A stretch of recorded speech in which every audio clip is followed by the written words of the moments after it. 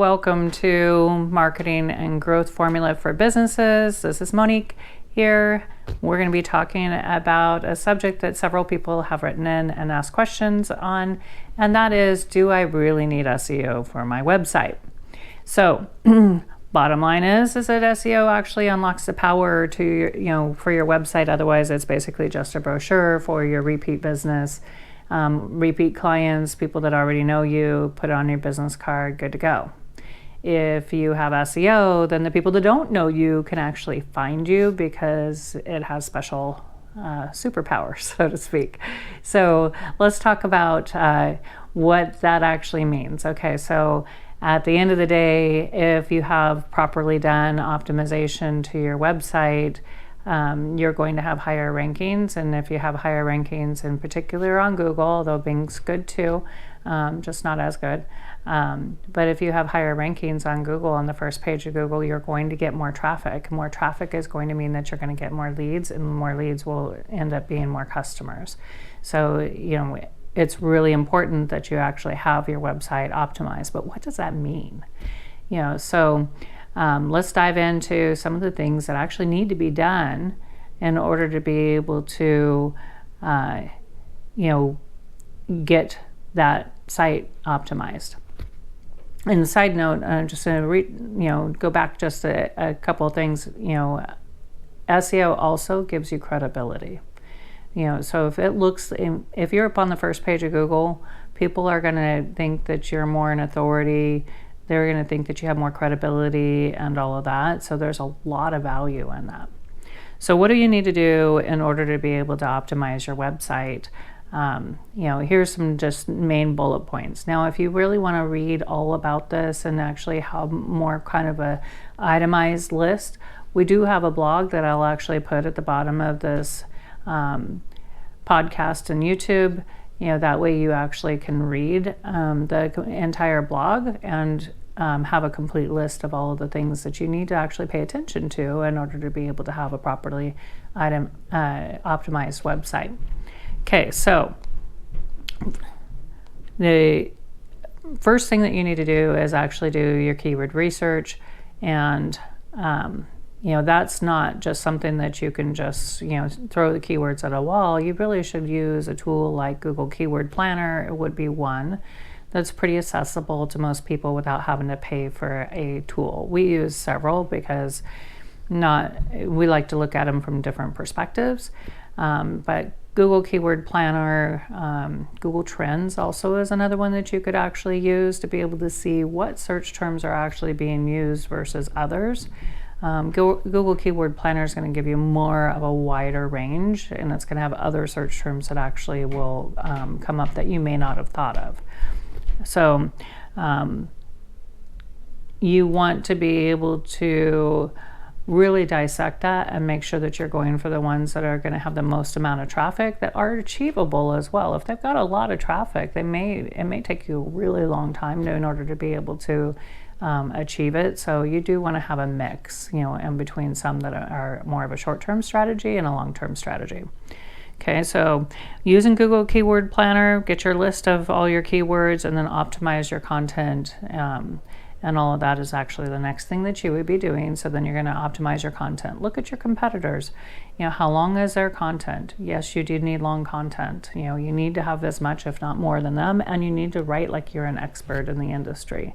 And so those are important things to actually realize. Google doesn't want it to actually be just 2 little paragraphs or whatnot. They want to actually have you expand on the information, but write it to where it's not it needs to be in layman's terms, not in your technical jargon, so to speak. And that's the reason why a lot of SEO companies actually write all of the content for you, is because you're so thick in the weeds, not to mention that you're busy, and it'll probably take forever for you to be able to get the content up and going and optimized. So a lot of companies will actually write all of the content for you for that reason, because they know what the length needs to be because of competitor analysis and all of that type of stuff. But if you're writing it, make sure that it's longer than what your competitors are. Make sure that you have the keywords in there that you've already researched and all of that. And then you're going to be posting that on your website. And the next thing you're going to do is actually optimize that content. So by optimizing, basically, it's similar to actually doing an essay when you were in, high school or college. You're going to have basically a title of your essay, and then you're going to break it down into heading tags and, go from there. So the first thing is that you've got your title on your page, your title tags. Your title tags basically the headline of the page that you're actually working on. So for instance, if you do roof repair, then you want to have a page that's actually about roof repair, and that's going to be your title tag, and then your geo modifier. So in other words, your city, city and state. And then you could put, your branding, your company name. You should have that in there too. After your title tags are your meta descriptions. Meta description is basically like if you actually on Google and you see a website URL, underneath it is a little description of what that page is. It's actually the URL link is to. And so that's a good opportunity for you to be able to entice somebody to be able to click on that link to be able to go to your page. So it might talk a little bit about maybe a special offer or something like that, so that they actually will click on that link and go to your website. Other things that you actually have, as far as when I go back to that essay example, are heading tags. So your H1 is the most important one on your site. That actually is going to really let Google know what that main search term is. Again, roof repair, roof repair company, or something along that lines. And then all of your H2s and things like that will be other secondary terms and whatnot, that support that main search term. So just like an essay. So after you do all of the content and the title tags and the meta descriptions and everything else, you're going to get into linking everything. So if you write a blog about roof repair, it actually should naturally link to the roof repair service page that you actually have. If you wrote a blog about a roof installation or a roof replacement, then it should actually link to those pages. Those are separate ones. So hopefully you're getting the idea as far as that goes. And then lastly is optimizing your images. So preferably don't have stock images. You would like to actually have images that are your own work. Google actually will favor that. And then those images, even your file name of the image is important. So, save it, roof repair picture or something along that lines. Just save the images that way. There are ways that get kind of into the weeds a little bit, that you can actually put longitude and latitude and descriptions and things like that in there.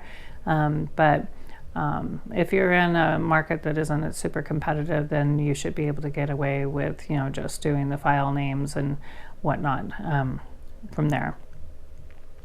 Make sure that you optimize your website for mobile. Mobile's super important these days. It has been for the last several years. So if you have one of those old websites that actually you have a separate MDOT website standing for mobile and a separate desktop website, it's definitely time for you to get a new site. So back several years ago, there came out, I don't even know, it's been maybe 9-10 years ago, came out with responsive web design. And so that basically blends the two, but you have to still optimize for mobile. And so that may mean that your images are optimized a little differently. The site is just a little different structure, things like that. And then last but not least, that actually powers that website that is going to bring you those leads, and get you more relevant traffic, that's from your local area, is actually having link building. So link building basically is your name, your address, your phone number, your URL, things like that. They're on a whole bunch of different sites. What's easiest for me to actually give you an example of is having a Yelp page, for reviews, or having a page on yellowpages.com or Insider Pages or Facebook.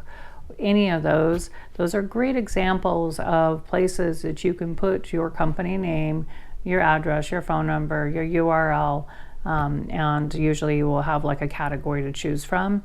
So those are what we call backlinks. Some of them will be considered what we call business directories or citations, but the more often that you can actually have your branding out on more websites, preferably good websites, don't go out and just spam and put yourself on 5,000 different sites, because that's not going to actually do you any good. It just doesn't work that way. It was that way back in 2009, but lots of has changed since then. You want good quality sites. Google scores every single website out there on a scale from a scale of 0 to 100. So you want good quality sites, and if you have that and you have a lot of those links, it's going to make a difference, because we have tools that we actually look at that can tell us. As I was talking to a potential client the other day, it's like, well, it's not like it's super competitive, but you only have 58 links and your competitor in the same market has 958. So you got a lot of catching up to do. You got to remember that people have been, websites, people have been ranking their websites on Google for almost 20 years now. So if you're just now starting, you got a lot of catching up to do. So definitely possible. Rome wasn't built in a day, but it is well worth it for you to optimize your website, because paid ads, when you do paid ads on Google or Facebook or whatever, let's say it's the dead of winter and you're a contractor, you're going to be paying a premium because every other contractor is slow too, and they're all jumping on the bandwagon in order to be able to try to get leads, and the price goes up. Okay, it's a simple supply and demand. So paid ads are more of a sprint, and SEO is a marathon. And so if you want a good long-term strategy to be able to get constant leads and get growth for your company, SEO is the way to go. If you need help and would just like to have a simple free audit, you can reach out to effectivewebsolutions.biz. We would be happy to be able to do a free audit and competitor analysis for you. But that's it for today's episode of the marketing and growth formula for businesses. I hope that helps you understand the importance of SEO. Again, there will be a link to a blog that we have written, that kind of goes more into depth of all of this material and the things that you need to look out for, and things that you need to do. Bye for now. Have a great day.